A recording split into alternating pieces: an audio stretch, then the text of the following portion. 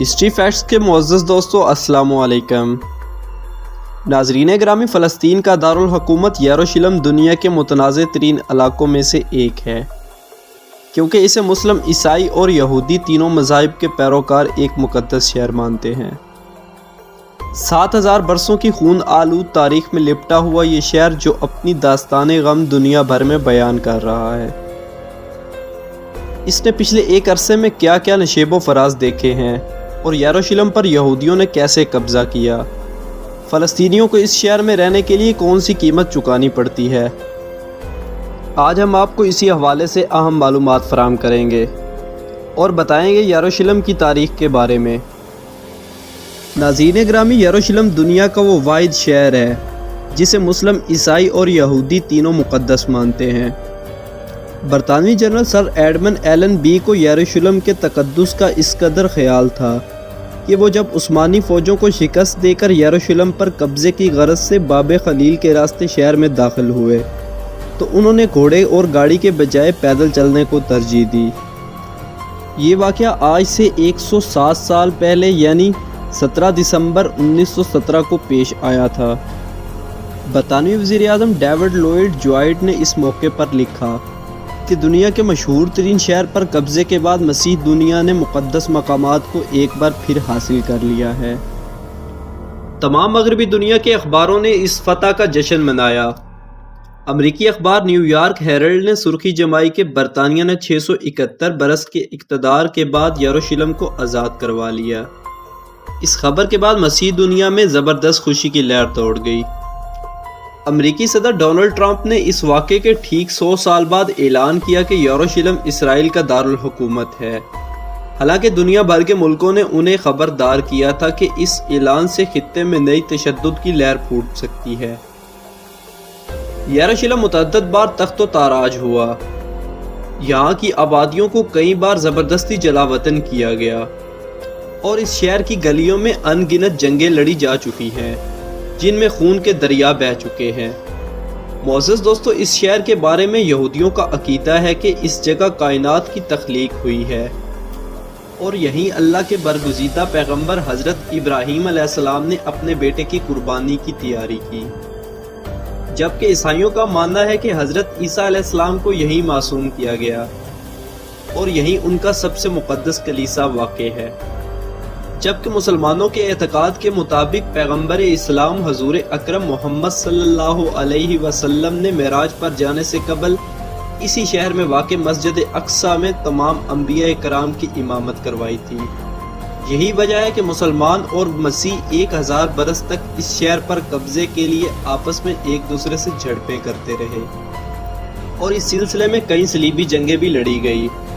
مسلمانوں نے سب سے پہلے 638 عیسوی میں دوسرے خلیفہ یعنی حضرت عمر رضی اللہ تعالیٰ عنہ کے دور میں بازنطینیوں کو شکست دے کر اس شہر پر قبضہ کیا تھا۔ مسیح دنیا میں یہ واقع عظیم سانحے کی حیثیت رکھتا ہے۔ آخر 1095 میں پوپ اربن دوم نے یورپ بھر میں مہم چلا کر مسیحیوں سے اپیل کی کہ وہ یروشلم کو مسلمانوں سے چھڑوانے کے لیے فوج اکٹھی کریں۔ نتیجتاً 1099 میں عوام، امراء اور بادشاہوں کی مشترکہ فوج یروشلم کو آزاد کروانے میں کامیاب ہو گئے۔ یہ پہلی صلیبی جنگ تھی، تاہم اکثر فوجی جلدی واپس اپنے ملک روانہ ہو گئے اور بالآخر سلطان صلاح الدین ایوبی 90 برس بعد اس شہر کو دوبارہ آزاد کروانے میں کامیاب ہو گئے۔ مسلمانوں کی اس فتح سے ایک بار پھر یورپ بھر میں بے چینی پھیل گئی اور یکے بعد دیگرے 4 مزید صلیبی جنگیں لڑی گئی، مگر مسلمانوں کو یروشلم سے بے دخل کرنے میں ناکام رہے۔ البتہ 1229 میں مملوک حکمران الکامل نے بغیر لڑے یروشلم کو فیڈرک دوم کے حوالے کر دیا۔ اس کے 15 برس بعد ہی خوارزمیہ نے ایک بار پھر شہر پر حملہ کر دیا، جس کے بعد یہ شہر 673 برس تک مسلمانوں کے قبضے میں رہا۔ سن 1517 سے 1917 تک یہ شہر سلطنت عثمانیہ کے قبضے میں رہا۔ عثمانی سلاطین نے اس شہر کے انتظامات کی طرف کافی توجہ دی۔ سلطنت عثمانیہ کے طویل دور کے بعد برطانوی جنرل ایلن بی کی قیادت میں مسیح برادری نے اس شہر پر قبضہ کر لیا۔ ناظرین گرامی، جنرل ایلن بی کے قبضے کے بعد شہر 3 دہائیوں تک برطانوی سلطنت میں شامل رہا۔ اور اس دوران یہاں دنیا بھر سے یہودی آتے رہے۔ آخر 1947 میں اقوام متحدہ نے اس شہر کو 2 حصوں میں تقسیم کر دیا۔ اس کے ساتھ ساتھ یروشلم کو بھی 2 گروپس میں تقسیم کر دیا۔ ناظرین گرامی، اس شہر کی تاریخ 7000 سال پرانی ہے۔ ماہرین آثار قدیمہ کے مطابق 7000 سال قبل بھی اس شہر میں انسانی آبادی موجود تھی۔ اس طرح یہ شہر دنیا کے قدیم ترین شہروں میں شمار کیا جاتا ہے۔ تاریخ بتاتی ہے کہ 1000 قبل مسیح حضرت داؤد علیہ السلام نے اس شہر کو فتح کر کے اپنی سلطنت کا حصہ بنایا، جبکہ 900 سال قبل مسیح حضرت سلیمان علیہ السلام نے یروشلم میں معبد تعمیر کروایا، جسے ہیکل سلیمانی بھی کہا جاتا ہے۔ 590 قبل مسیح میں نصر نے اس شہر کو فتح کر کے یہودیوں کو ملک بدر کر دیا۔ 539 قبل مسیح میں سائل اعظم نے ملک پر قبضہ کر کے یہودیوں کو واپس شہر میں آنے کی اجازت دے دی۔ 30 عیسوی میں رومی سپاہیوں نے یسوع مسیح کو مسلوب کیا، جبکہ 638 عیسوی میں مسلمانوں نے اس شہر کو فتح کر لیا۔ 691 عیسوی میں عمومی حکمران عبدالملک نے قلعہ زغرہ یریکو تعمیر کروایا۔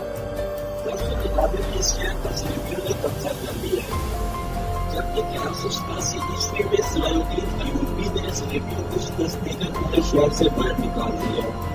1229 عیسوی میں فیٹم خون کے بغیر بڑی یروشلم حاصل کر لیا، جبکہ 1244 عیسوی میں پھر مسلمانوں کا قبضہ ہوا، اور 1517 عیسوی میں سلطان سلیم اکبر نے یروشلم کو عثمانی سلطنت میں شامل کیا، جبکہ 1917 میں انگریزی جنرل ایلن بی سلطنت عثمانیہ کو شکست دے کر شہر میں داخل ہو گیا۔ 1947 میں اقوام متحدہ نے یروشلم کو فلسطینیوں اور یہودیوں میں تقسیم کر دیا۔ 1948 میں اسرائیل کی آزادی کے اعلان کے ساتھ یہ مقدس شہر اسرائیل اور اردن میں تقسیم کر دیا گیا، جبکہ 1967 میں عرب اسرائیل جنگ کے نتیجے میں دونوں حصوں پر اسرائیل نے ناجائز قبضہ کر لیا، جس کے بعد آج تک یہود قوم نے مسلمانوں کے خلاف ظلم اور بربریت کا طوفان برپا کر رکھا ہے۔ دوستوں، آج بھی یروشلم مختلف مذاہب کے لوگوں کے درمیان تقسیم اور تنازعات کی وجہ سے ہمیشہ سرخیوں میں رہتا ہے، جبکہ اس شہر کی تاریخ مختلف لوگوں کو ایک دوسرے کے ساتھ جوڑتی بھی ہے۔ شہر کے مرکز میں ایک قدیمی شہر ہے، تاریخی فن تعمیر کے نمونے سے مالا مال لوگوں کے درمیان یہ 4 حصے یعنی اسلامی، یہودی، عیسائی اور آرمینیائی علاقوں میں منقسم ہے۔ اس کے چاروں جانب دیوار ہے، جس کے اندر دنیا کے بہت سے مقدس مقامات ہیں۔ ہر حصے کی اپنی مخصوص آبادی ہے۔ عیسائیوں کے 2 علاقے ہیں، کیونکہ آرمینیائی بھی عیسائی ہیں۔ تمام علاقوں میں سے قدیم ترین آرمینیائیوں کا علاقہ ہے۔ یہ آرمینیائی نسل کا قدیم ترین مرکز بھی ہے۔ سینٹ جیمز چرچ اور موناسٹری میں آرمینیائی باشندوں نے اپنی تاریخ اور ثقافت کو محفوظ کر رکھا ہے، جبکہ مسلمانوں کا علاقہ چاروں علاقوں میں سے سب سے بڑا ہے، اور یہی مسجد اقصیٰ بھی واقع ہے۔